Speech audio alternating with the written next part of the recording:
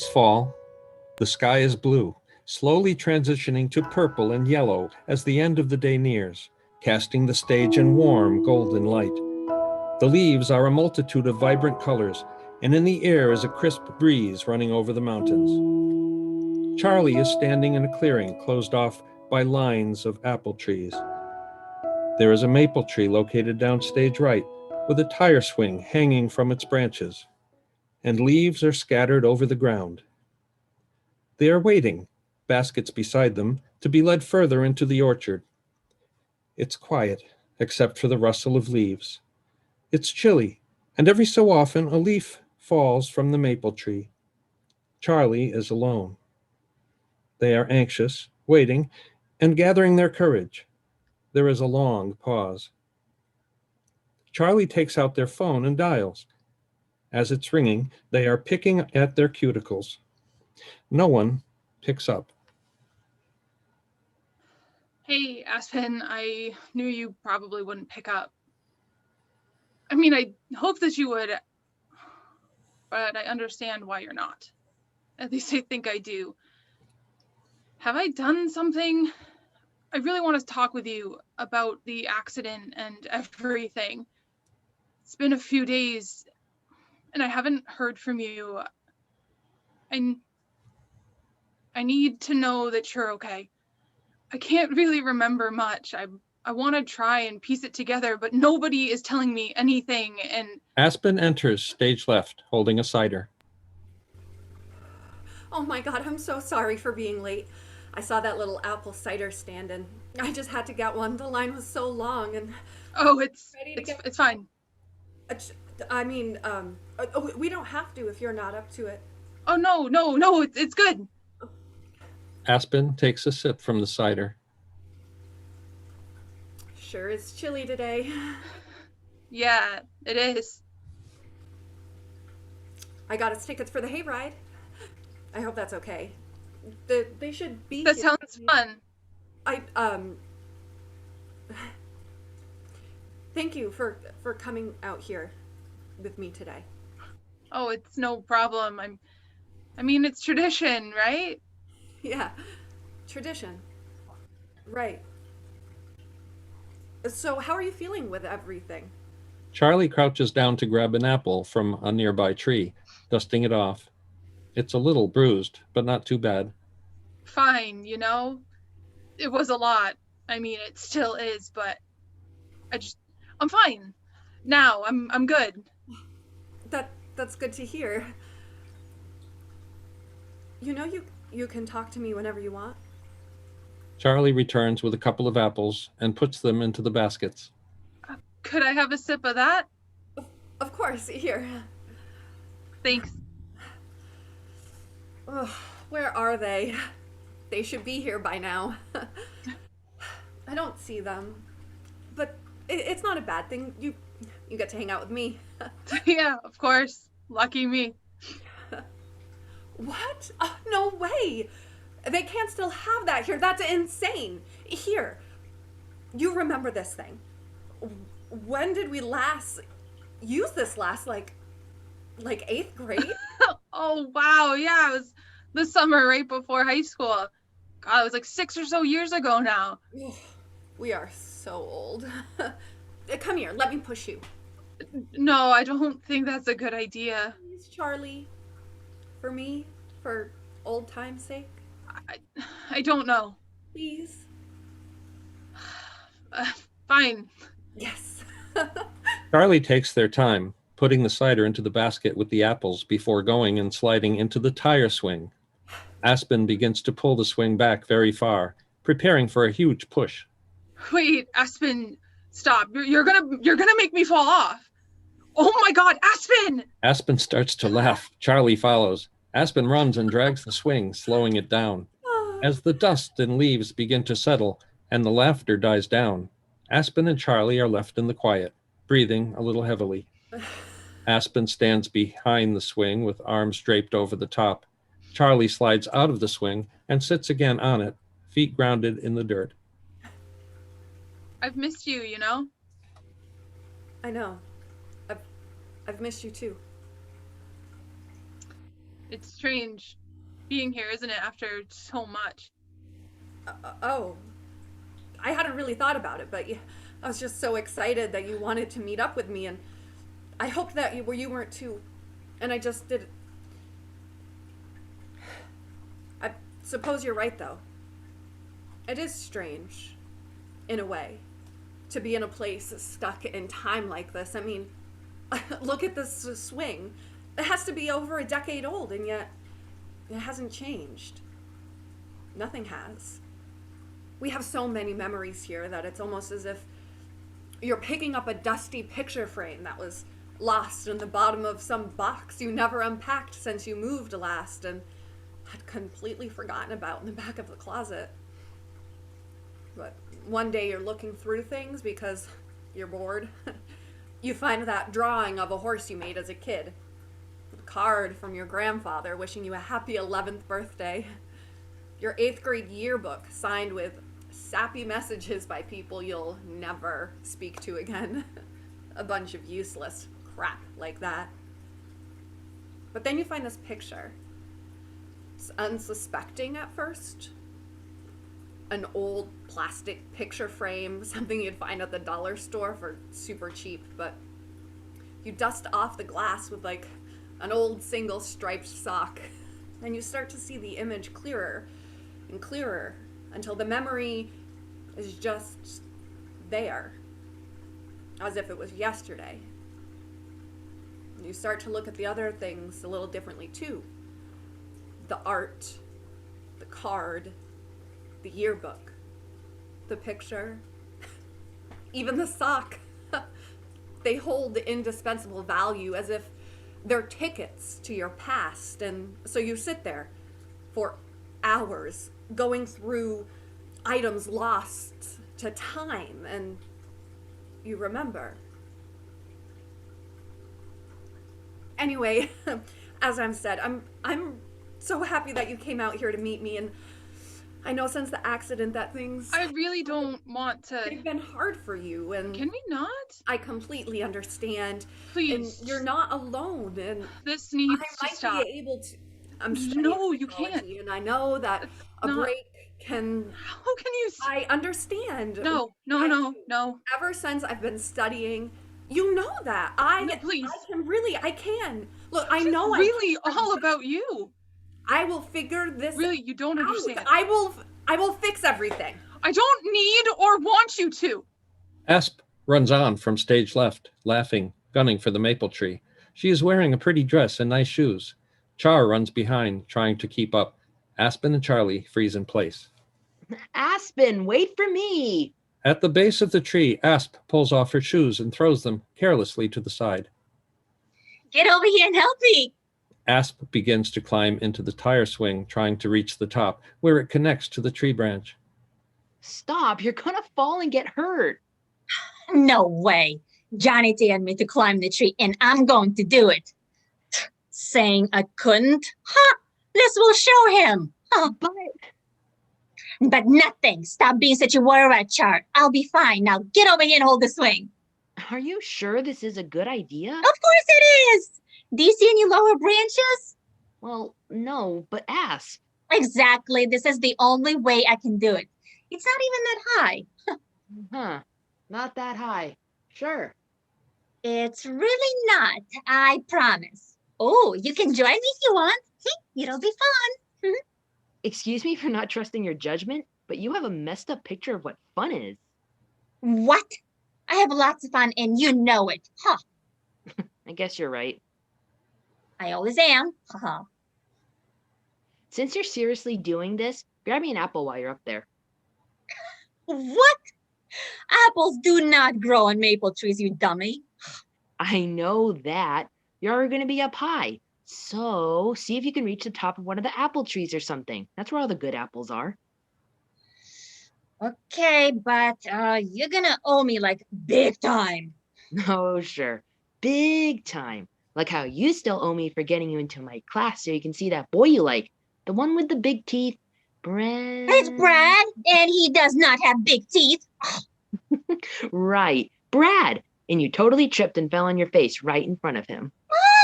You promised promised that you would never speak of this ever, ever, ever, ever again. Ugh. Well, I did. Ugh. Fine. Ugh. I guess we're even. What are you waiting for? Get going then. I don't have all the time in the world to be waiting, you know. Oh, really? What's the big rush?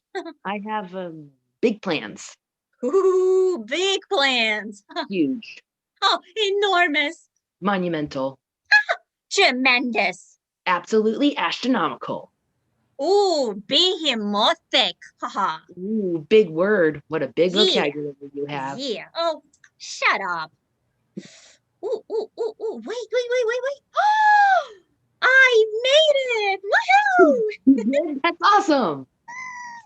Thank you. Ah, it's an all day's work. Asp looks out over the orchard, and it's quiet for a moment. So how's the view up there? Worth the trip? Ooh, great view. Yeah, lots of apples. Woohoo! Shocking. I never would have guessed. Are you going to come down now? I suppose, but it's awfully nice up here, you know.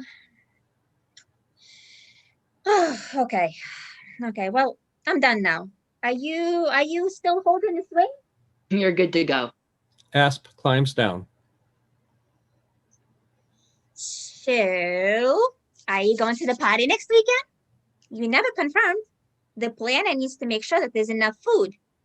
Oh, no, I can't. My mom has to pick up another shift, and there's no one to watch Lottie, so I'm sorry, Asp. I really wanted to, but I have to watch her. Oh, man. Whatever. It's okay. I mean, I get it, but it really sucks. It would have been awesome to have you there, so I wouldn't be so bored with my parents' stuffy friends. Ugh. But, I mean, I get it. Ugh. Yeah. Oh! Ooh! Could you bring her with you? What do you mean? Lottie! Could you bring her to the party? Are you sure? I mean, she can be really annoying. I love her and all, but, she can be... Sure, it's totally fine. Come on. It's your sister. She is little, and she can be really funny. Well, I'll have to ask, but... To help. Char and Asp exit. Charlie and Aspen return to their conversation. What do you mean? I'm fine. I just I'm want. sure you are. I just want to help. Why? What? Why do you want to help? I mean, I thought I could with my studies and How is school, by the way? school.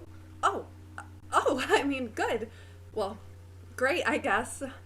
I'm studying a lot of really interesting things, like how the brain works and stuff like that. But other than that, I got a job, which is a first, but I'm really liking it. That's really good.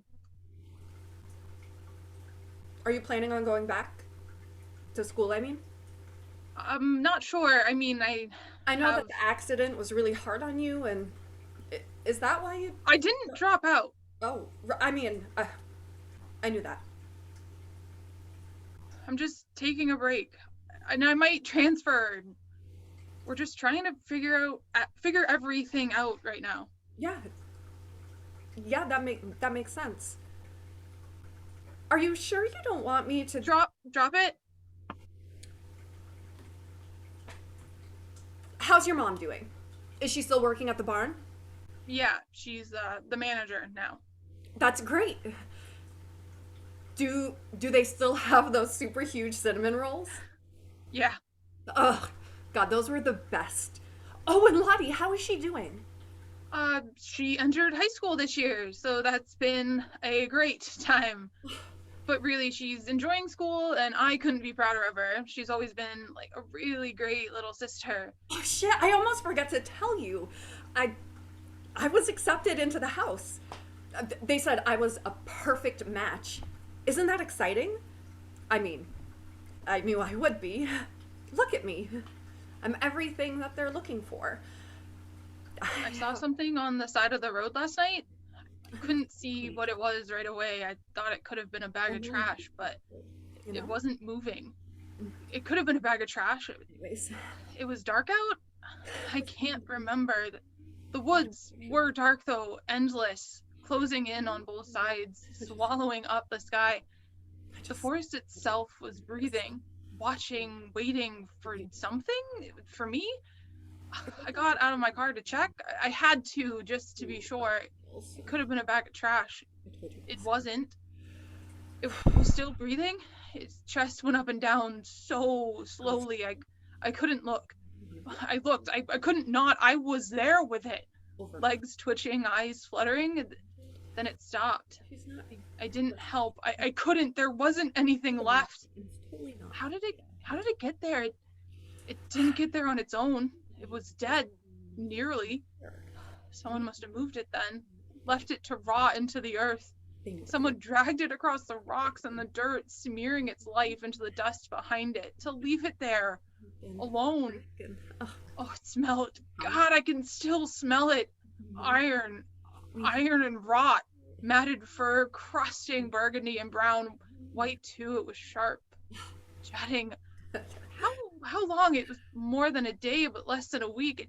It still had its feet, its face, so not long enough to disappear completely. It had been alone. It must have been so scared, lost, struck blind by two bright shining lights coming right at me. I couldn't move. I was stuck. It was stuck. We were. It hurt, and then it didn't. Where's its eye? Nothing but an empty, gaping hole was left behind. I was blind to the pain, to myself, to the earth, to the pain, to the sky, to the dark. No, not to the dark. It was too much. I couldn't help. It wouldn't just stop.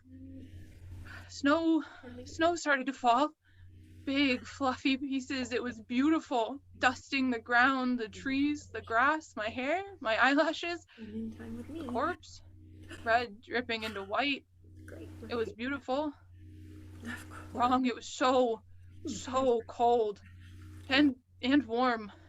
Looking at the sky, I thought I could see the stars twinkling brightly. Shining through the fog, I could see the shine of the moon passing her judgment.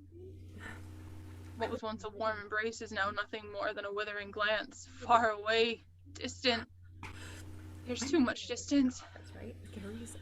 I saw something on the side of the road last night. I couldn't see what it was right away. I thought it could have been a bag of trash, but it wasn't moving. It could have been a bag of trash. It wasn't. I need to go. Get away. This is too much. I can't breathe. I can't breathe. Charlie, are you listening to me? Yeah, of course. It was college, right? Yeah. As I was saying, I can get a good word in for you if you wanted to transfer. I'm sure you'd be more than welcome. You're still doing that art stuff, right? I mean, you'd have a lot of work to do. I mean, a lot. But I could help, and the sisters would love you. Yeah, thanks. I guess I'll have to think about it. Oh, okay. Shit. I have to take this. I'll be right back. Hi. Yeah, this is Aspen. Aspen walks upstage and is having a conversation on the phone. A good one, it seems. Charlie is left alone in the silence. After a few moments, Aspen returns. I'm so sorry about that. It was something for work. How much do you remember from that night? What? What do you remember? I can't really... Jane and Doe come stumbling on stage right, heading to their car, center stage. Both are intoxicated. The car is not physically present. All actions involving the car, like driving, are pantomimed. The radio is playing music quietly in the background. Doe is driving. I told you. It was because she looked like Sharon Stone. Sharon Stone? What? Yes, Sharon Stone. Who is that again? The actress, you know. Nope. Blonde. No. She was in that one movie. Right. Basic Instinct. Which one is that? The one where the woman... Sharon Stone. Right. And there's a murder. And Sharon Stone. Yeah. Anyway, I saw her the other day. That's why I was talking to that lady at the rest stop and why I totally got a picture with her. No, she didn't. She was just some random blonde woman. Why would she be in a rest stop in the middle of nowhere anyway? Filming. Filming. Well, yeah, it makes sense to me. No, no way. Not in New Hampshire. Shut up. They're playing my favorite song. Jane dances and sings along, off key. Sing with me, Char. Doe joins in. They are both erratically dancing along to the music. Jane grabs for Doe's right arm as Doe lets go of the wheel and looks at Jane. The car swerves out of control and hits a tree. Jane and Doe slump in their seats. How? But that's not. Is that really how you remember it? Jane and Doe freeze in their positions. Yes, well, I mean, that's what everyone knows, what I told everyone. What? Excuse me, what you told people? Yeah, Do you remember what actually happened then? of course. So you lied. No. I just altered the truth a little bit. No harm, no foul. How can you possibly? Doe and Jane sit back up in their seated positions. Charlie and Aspen freeze. Doe makes sure a visibly drunk Jane is buckled in before turning the ignition and starting to drive. Right, but why? Because she... Hmm? Because she looked like Sharon Stone. Sharon Stone. Right. Yes, Sharon Stone. She was right there, sitting at the table right in front of me. Or maybe the one booth to my left. It doesn't matter. She was there. I saw her blonde hair and I was like, wouldn't it be cool if that was Sharon Stone? Like, I loved her in that one movie. What was it? The one about the murder or something. Basic Instinct. Right. So I got up to go grab a drink from the fancy dispenser things. That was really cool, by the way. They had orange Coke. Nobody ever has orange Coke. Anyway, I was able to get a better look at her, and oh my god, there she was, Sharon Stone. It was amazing. Actual fucking Sharon Stone sitting in a rest stop Burger King off I-89. Charlie, are you listening to me? You were telling me about Sharon Stone? You're good. Right. As I was saying, she was sitting there just looking at her phone, and I wanted to go up and talk to her so bad, like, hi, my name's Aspen, and I really love your movie. Could we have it quiet for just a little bit? The snow is starting to get bad. Okay. How close are we? Yeah, we have another half hour at least. Jane fidgets in her seat. What time is it? 12:30, I think. Why? Jane excitedly turns the radio to her favorite station, which is pumping out dance hits. She turns the music up loud and starts dancing in her seat. Doe focuses on the road. After a few beats, turns down the music a little bit. Why did you do that? Aspen, I have a headache and I need to focus on the road. Fine. This is my favorite song. Jane turns up the radio. Jane begins to sing off key, messing up the words here and there. So I put my hands up to play my song. Sing with me, Char. Sing with me. I can't. I need to focus on the road. Jane sings even louder, turning up the music. Doe tries to turn it down. Jane swats at their hand. Sing with me. Aspen, you need to calm down. Pulling on Doe's arm. Please, Charlie.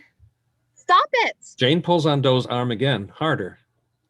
I said stop. Why are you being so mean? Doe ignores Jane and continues driving. Jane, aggravated, reaches over and aggressively grabs Doe's left arm and pulls it toward her, jerking the wheel as she does so. The car then swerves out of control and hits a tree. You didn't talk to me for over 6 months. Charlie and Aspen return to movement. During the speech, Jane gets out of the car, gets Doe out of their side, and they stumble off stage right. Not once did you ask if I was okay. Not once, even after the fact. Once you finally started talking to me again, you didn't even bring it up. It was as if it didn't happen at all. All you could talk about was you, just you. Only now, today, have you even started to try and dig it up again. I know I should have brought it up to you earlier, but I was happy going back to the way things were. I thought it was easier that way. Only it wasn't. We weren't. Nothing was. And you knew that. It was easier for you to go on pretending as if nothing ever happened, as if you never did anything. You hurt me, Aspen. And I still haven't recovered. You hurt me. Why did you even ask to meet me here? What's the point? Is it out of some kind of concern? Pity? What? Aspen, is this some kind of sick cover for your guilt to make you feel better about yourself? About what you did to me? You were supposed to be my best friend, Aspen. But you left me there in that hospital and you lied to everybody about what happened. As if I was the one that hurt you. No, you were the one that hurt me. You were the one that caused us to drive into a fucking tree.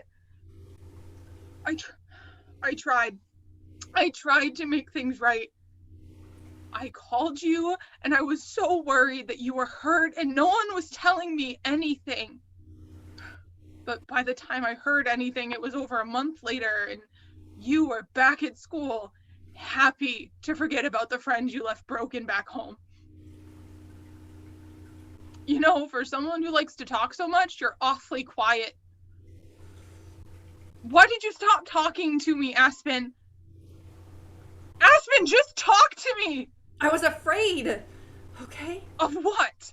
I hurt you. I know. What God do I know? But I was afraid. Afraid of what? You, your family. I don't understand. I knew that you were struggling with money, like really bad, and I knew... What does that have to... I caused the crash, and I was worried that you were going to sue me. It made sense to me, okay? I caused it. Your family was struggling financially, and the accident caused a lot of damage to the car and to you, and my family has a lot of money. My parents said that we could be liable. The figures made sense. They added up. They said I should protect myself, so I did. Char, I gave you space so that hopefully everything could blow over and we could just go back to normal. But then after we started talking again, I heard that you were still hurting, and I just thought, okay, Aspen, you can do this. You can fix this. I can fix you. So I invited you here to our favorite place, and now, if you will just listen to me, Fix me? You called me here to fix me. No, that's not what I meant. Stop. That is exactly what you meant, and you know it. You want to know what really makes me sad, though? Is that this doesn't even surprise me at all. This was a mistake, and I should never have agreed to meet you here. Wait, Charlie. No. I'm done, and it's good. Have a nice rest of your break, Aspen. Charlie exits stage left. As they exit, Char and Asp pass by, entering. Charlie does not acknowledge them. Aspen, alone, watches the following sequence. So I asked. Okay, and? We can go! Really? Yes! Yes! Asp gives Char a large hug. So, what should I expect walking into this? It better be amazing. Crystal chandeliers, chocolate fountains, the works.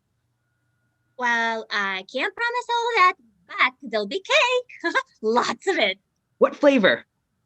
Chocolate! I'm sold. Asp moves over to the tire swing. I see. You're only going for the food. Not my company or anything. Of course not. I love food more than anything. Thanks for inviting Lottie, by the way. Anytime. Now come here. Let me push you. Ugh, do I have to? Yes. Now get over here. Char huffs, hiding a smirk, and gets into the tire swing. Asp pushes them for a few moments. Charlie, we need to go. Okay, Mom, just a minute. Char gets out of the swing and begins walking off. You coming? Of course! They exit stage left. Aspen stands alone as the lights fade and the last leaves fall from the maple tree.